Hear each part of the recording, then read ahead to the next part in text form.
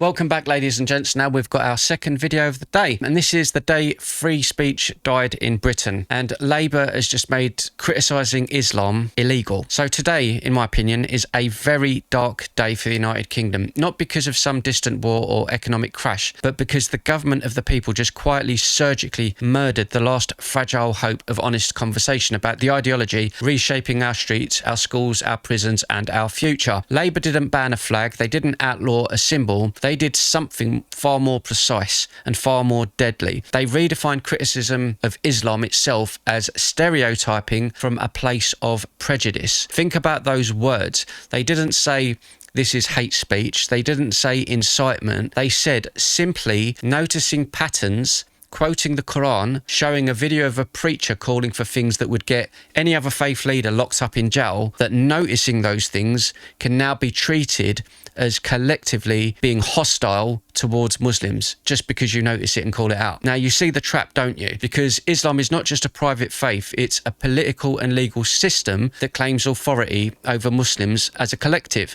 So to criticise the ideology is, by their new standard, to attack the entire group. You're the bigot. Game over, no debate, no reform and no scrutiny. Just silence is what they're going to try and get. Or you're going to get a bloody knock on the door. This isn't really protection for the people of the United Kingdom. This is surrender with a smile. For decades, we were told Islam is a religion of peace, while grooming gangs operated in plain sight. We've done a video about that this morning. While preachers openly celebrated 7/7, while you see no-go neighbourhoods or areas in London like Whitechapel become fact, every time someone tried to say the emperor has no clothes, we were called racist. Now the state has made it official policy. The emperor is sacred and pointing out the nakedness is a crime. That's exactly what is happening. And the worst part of all of this, it only applies to Islam. It doesn't matter if you criticise Christianity, Judaism, Hinduism, fine, mock them on the BBC every Christmas, but Islam gets a free pass. It sits beyond the reach of the law, shielded from any debate and exempt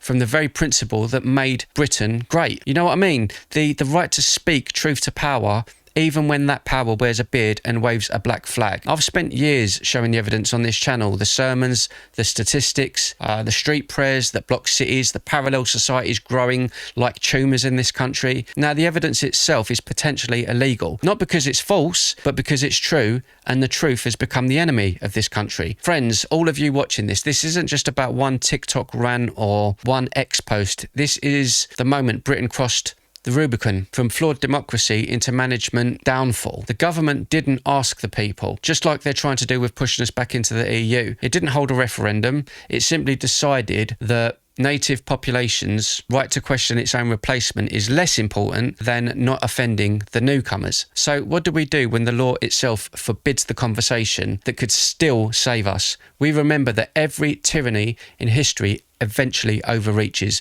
Every blasphemy law eventually cracks under the weight of reality. And every people who loved freedom enough eventually found a way to speak it again, even if they had to whisper it in the dark at first. This is a dark day in my eyes. It's a very dark day. But darkness only wins if we let it convince us that the light is gone. The light is still here. I believe that, even under all of this. It's in every true Brit who refuses to lie to their children about what they're seeing with their own eyes. Say it while you still can, because tomorrow they may come for the words themselves. It is concerning, but there is the big march that's coming up in May, and I'm hoping thousands, if not hundreds of thousands, go up and unite the kingdom, because that's what we need right now. I'll see you guys in the next one. Peace.